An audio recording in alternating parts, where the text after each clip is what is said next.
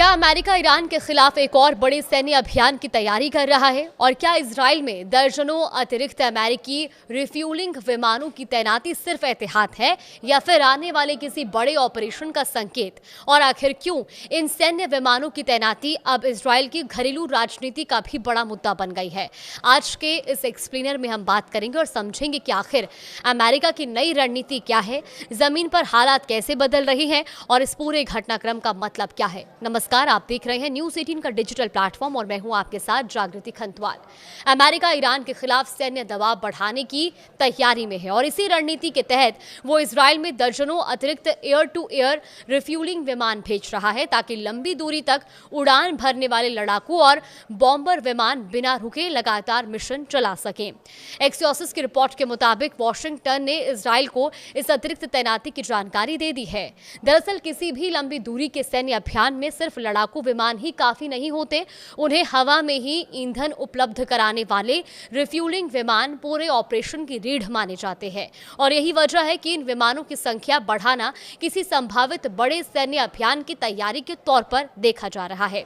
अब जानते हैं कि इजराइल में इन विमानों की तैनाती की मौजूदी जो हालात हैं, जो मौजूदा तस्वीरें हैं वो क्या है। देखिए, फिलहाल इजराइल में पहले से ही 60 से ज्यादा अमेरिकी रिफ्यूलिंग विमान मौजूद हैं।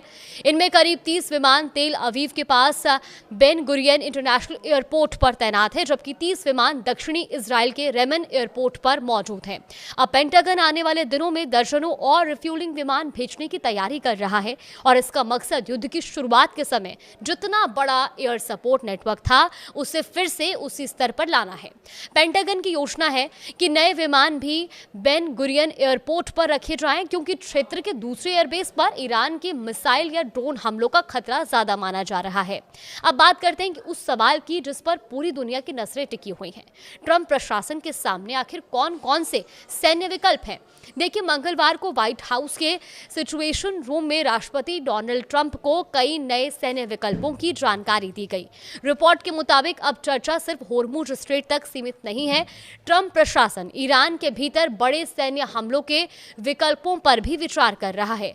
हालांकि अंतिम फैसला अभी नहीं लिया गया है। अमेरिका की कोशिश है कि ईरान को होर्मुज स्ट्रेट खोलने और अमेरिकी परमाणु शर्तों को स्वीकार करने के लिए मजबूर किया जाए। अब जानते हैं कि संभावित निशाने कौन कौन से हैं। तो देखिए, पहला है ईरान के बिजली संयंत्र यानी पावर प्लांट, जिन पर बमबारी का विकल्प चर्चा में है। दूसरा है ईरान के परमाणु ठिकाने जहां संवर्धित यूरेनियम के भंडार मौजूद हैं और इन ठिकानों पर हमले की संभावनाओं पर भी विचार किया जा रहा है।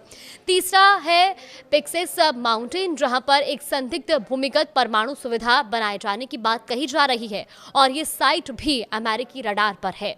और अब नजर डालते हैं मौजूदा जंग के हालात पर। देखिए, होर्मुज स्ट्रेट और ईरान के दक्षिणी तट पर अमेरिकी हमले लगातार 7वें दिन भी जारी रहे। अमेरिका ने बंदर अब्बास के पास कम से कम 7 पुलों को तबाह कर दिया है। बंदर अब्बास ईरान के इस्लामिक रेवोल्यूशनरी गार्ड कॉर्प्स यानी कि IRGC का एक प्रमुख लॉजिस्टिक हब माना जाता है और यहीं से होर्मुज क्षेत्र में गोला बारूद और सैन्य रसद की सप्लाई की जाती है। उधर जवाबी कार्रवाई में ईरान ने जॉर्डन, कतर, बहरीन, इराक और कुवैत में मौजूद अमेरिकी सैन्य ठिकानों पर अपने हमले तेज कर दिए हैं। IRGC ने सीरिया में भी एक अमेरिकी सैन्य बेस पर हमला करने का दावा किया। हालांकि जानकारी के मुताबिक अमेरिकी सैनिक महीनों पहले ही उस बेस को खाली कर चुके थे। तो अब बात उस मुद्दे की जिसने इसराइल की घरेलू राजनीति में नई बहस छेड़ दी है। जब युद्ध अपने चरम पर था और इजराइल का एयरबेस बंद था, तब बेन गुरियन एयरपोर्ट पर अमेरिकी सैन्य विमानों की मौजूदगी कोई बड़ा मुद्दा नहीं थी। लेकिन अब हालात बदल चुके हैं। गर्मियों की छुट्टियां चल रही हैं, कमर्शियल उड़ानें फिर से शुरू हो चुकी हैं।